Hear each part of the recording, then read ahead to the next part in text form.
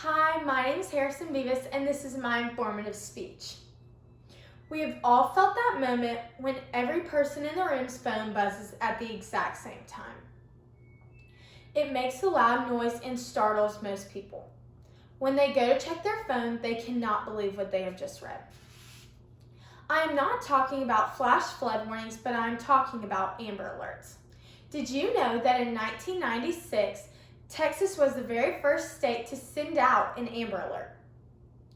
We have all received these messages, but most of the time it is brushed off because we feel as though we are not close enough to the surrounding area or that we do not know the child. Just because we feel like this does not mean we should do nothing. Amber Alerts have different abductions and cases. They have many guidelines to follow before they are issued, and they use community and law enforcement to find the children. First, I will tell you about the abductions and cases. The first case is family abduction. This is when a child under the age of 18 is taken by a family member who is violating custody. This is a custody schedule that shows the holiday, the time, and the parent that should be in charge of the child. An example of this is a couple that is separated and the mother has full custody. Then, if the dad were to take the child without telling his supervisor, this would fall under this category. The second is a non-family abduction. This happens when any child under the age of 18 is taken by a non-family member. An example of this would be if a little girl was waiting at a bus stop and then a car pulls up. She does not know the man inside, but he still gets out and takes her away.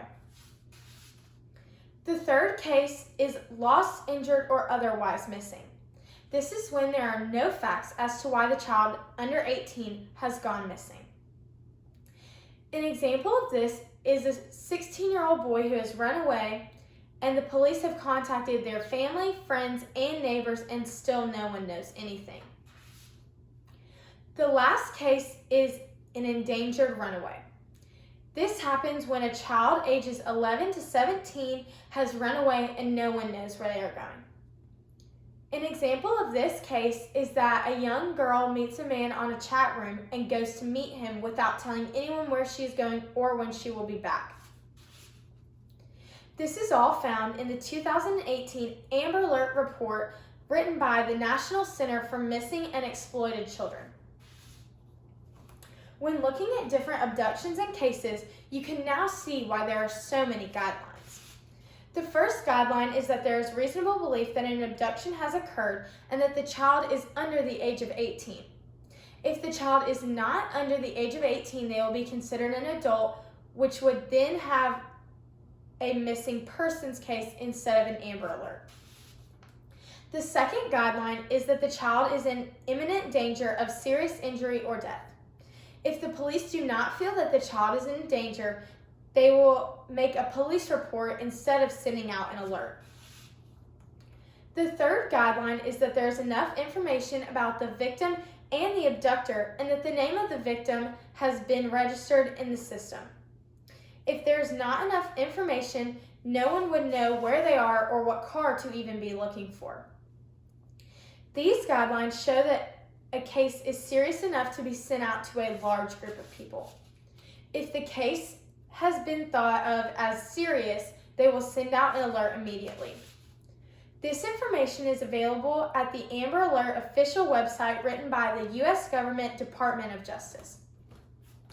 This is their website, and I have included where I found these guidelines.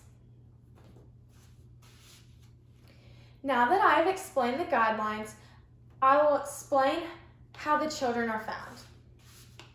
The Journal of Crime and Justice, written by Timothy Griffin, states that the recovery time for Amber Alerts is still over 3 hours. Law enforcement gets information sent in by people in the community. They use this number and send in anything that they possibly know about the report. Wendy Liberter wrote an article that was published in the Times-Union on May 9, 2020. It was about a recent Amber Alert that was sent out in New York. A 9-year-old boy had been taken by his father who did not have custody of him. This is an example of a family abduction case.